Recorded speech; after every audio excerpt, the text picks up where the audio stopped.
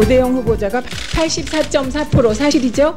알고 있습니다. 이명박 대통령 내곡동 사저에 대해서 부실보도 민주당 도청 사건의 책임자라 현대차 골프 접대 이렇게 내부에서 불신임을 받은 분이 어떻게 독자적으로 사장에 입후보했을까? 그 사실은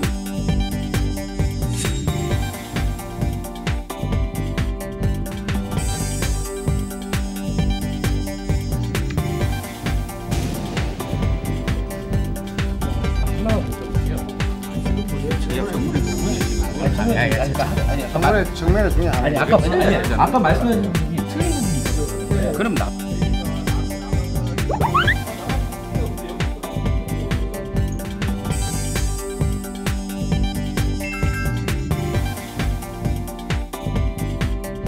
아니 엘리베이터 못 내려가잖아요. 유수 타파 좀 나중에 타세요. 제가 먼저 탔는데. 한 말씀만 여쭤보세요. 아니 이게 좀 모양새가 안 좋아요 이렇게 되면. 그 민주당 출입기자 막내 기자한테 휴대폰을 선물하셨잖아요. 그건 왜 선물하신 거죠? 평소에 그러면 다른 분한테 다른 기자한테 휴대폰을 선물해 본 적이 있나요? 이거 좀 말씀을 좀 해보세요. 이렇게 입을 꼭 다무시고. 그 우리나라 건국이 48년도로 보시는 거죠? 그거는 그렇게 말씀하신 거죠? 근데 그렇게 안 보는 사람들 있잖아요. 헌법에서 보면은 그거 어떻게 생각하세요? 네? 그 기자들의 대답에 제 질문에도 좀 대답을 하셔야죠.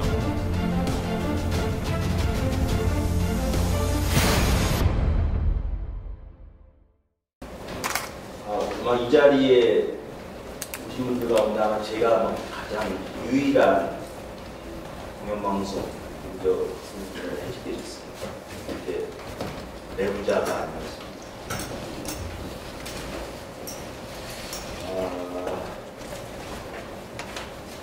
2008년 8월 8일에 정현주 사장이 검찰 국정원에서 쫓겨난 이후에 KBS가 참 나쁘지 많이 했던 것 같아요. 오늘 피해자분들 말씀 들으면서 여러 가지 사건들이 너무 많이 스쳐가지고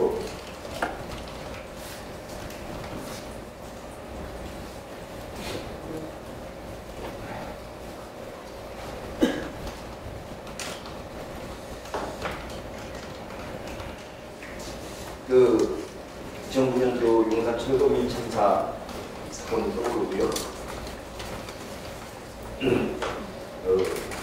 귀족노조로 몰아세웠던 윤석열 의원들 여기 계시지 않은 분들도 떠오르더라고요. 쌍용차분들 고대영 사장에 대해서 이 말씀을 드려야 될 것 같아요. 지금 KBS 사장이고 2008년 민정권 들어서자마자 그리고 정윤주 사장이 바뀌자마자 보도국장들을 했습니다. 그리고 보도본부장, 해설위원장, 해설위원장을 먼저 했죠. 그 다음에 보도본부장, 그리고 사장까지, 자회사 사장까지 했었죠. 그 전에. 지난 9년 동안 승승장구해온 KBS의 기자 출신으로서 뉴스를 자지우지해 뉴스를 망쳐온 핵심적인 역할을 저는 그래도 KBS 안에서 어떤 일이 있었는지를 말씀드리려고 합니다. 특히 고대영 사장 취임 이후, 고대영 사장이 2015년 11월에 취임했는데 그 안에서 KBS 기자들이 어떻게 했고 어떻게 징계당하고 이 얘기를 드리는 거는 우리가 이게 싸웠으니까 알아달라는 뜻은 절대로 아니고요. 고대영 사장이 취임한 이후에, 사장으로 취임한 이후에도 어떤 일이 벌어지고 있고 총선에서 정책 상황이 변했는데도 어떤 일이 벌어지고 있고 대선 이후에도 어떻게 일이 진행되고 있는가를 알아주셨으면 해서 그래서 결국은 이 공영방송의 사장과 이사회, 즉 김명국 박근혜가 남기고 간 사람들을 청산하지 않는 한 공영방송이 새로 시작하기 어렵다라는 이 부분, JTBC처럼 국민들이, 주민들이, 시민들이 기다려주는 언론을 다시 돌아가기 어렵다는 말씀을 강조하기 위해서 좀 말씀드리고자 합니다. 먼저 사드와 관련해서 2016년 작년 7월 7월 8일이었나요? 저희 정확하게 갑자기 이게 갑자기 주격수로 발표를 하는데 월요일일 겁니다. 그리고 월요일이 7월 11일인데 사흘밖에 안 지났죠. 고대영 서장이 임원에 의해서 사드 보도와 관련해서 국익 차원에서 접근해라. 다른 목소리를 내지 마라. 중국 관영 매체 같은 소리 하지 말아라. 그러니까 우려 해설이 하지 말아라. 부작용 이런 보도본부장을 앞에서 이런 발언들을 쏟아냅니다. 이거를 저희 노조에서 홍보를 하고 또 당시에 중국 정부가 우려한다든지 러시아에서 우려하는 이런 외교적 마찰이 있것을 논평한 해설위원이 갑자기 발령을 나고 그런 대로 비제작부서 발령나고 이런 일들이 벌어지고 그리고 7월 20일 날 대구 KBS에서 성주 그 주민 시위와 관련해서 외부 세력이 개입했다는 식의 프레임을 갖고 서울에서 계속 며칠째 괴롭혀요.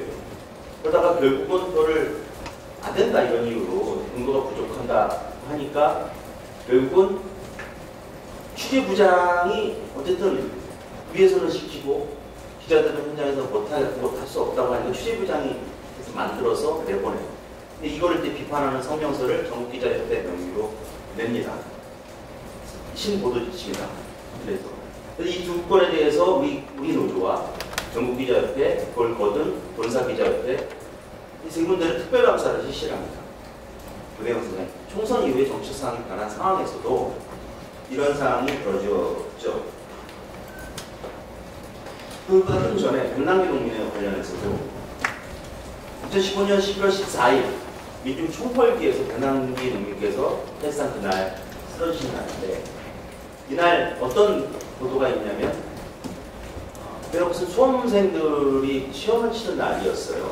근데 어떤 제보 전화 한 통 연결한 것 같고 어떤 수험생이 이 대회 때문에 늦은 건지 다른 날씨가 나빠서 늦은 건지 이걸 연관관계 없이 녹취 하나 갖고 민중총궐기 보도가 이런 식으로 해를 끼쳤다. 아니 민중총궐기 대회가 그래서 보도가 나가려는 걸 1시간 전에 우리 당시 노동조와 공정방송을 담당하는 국장이 발견을 하고 해당 기자한테 항의를 하고 해당 기자는 우리 조합원이 아닙니다.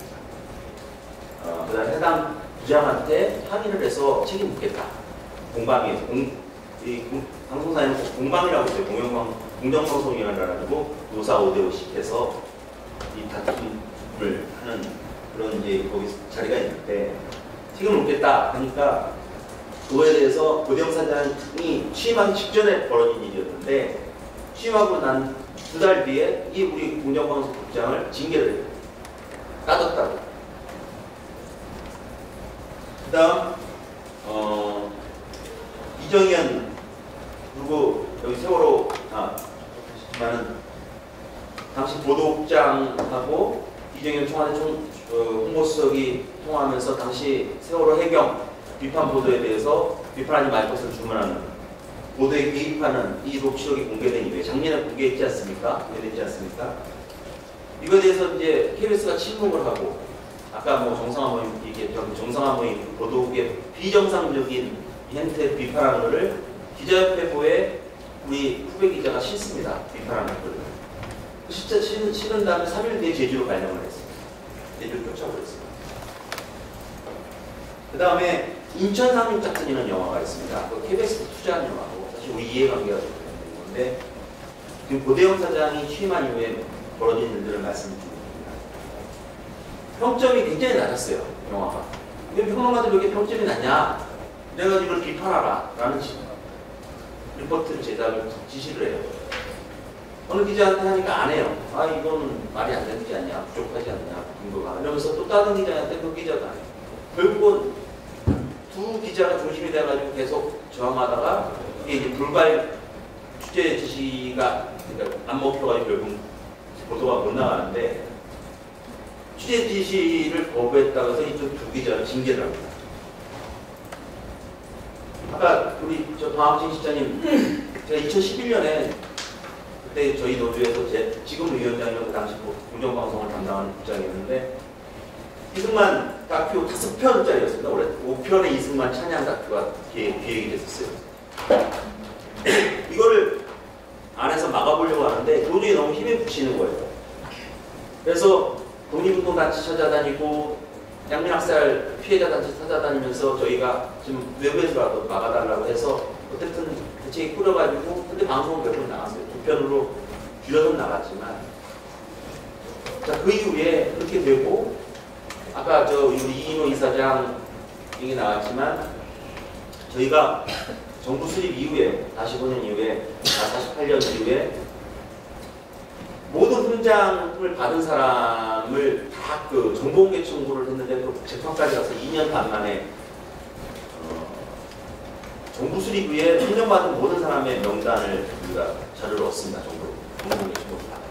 왜 훈장 받은 게 왜 비밀인지 모르겠지만 그래서 우리가 기획을 해서 2편을 기획을 합니다. 그게 첫 번째가 간첩과 훈장, 즉 간첩 조작과 훈장입니다. 간첩 조작의 공무원세로 나오는 훈장.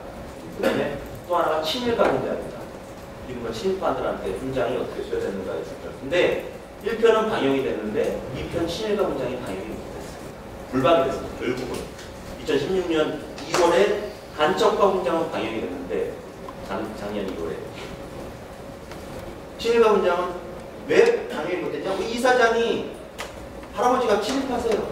저는 그거랑 직접적인 연관이 있다고 생각하지 않지만 분명히 사장들이 당시에 보궐선거 후임 이 사장 선정 과정에서 이 역할을 했습니다. 결국은 이 친일과 훈장을 제작하던 기자는 회사를 자진 사퇴하고 뉴스타파로 가서 거기서 맞아 이 다큐멘터리를 완성합니다.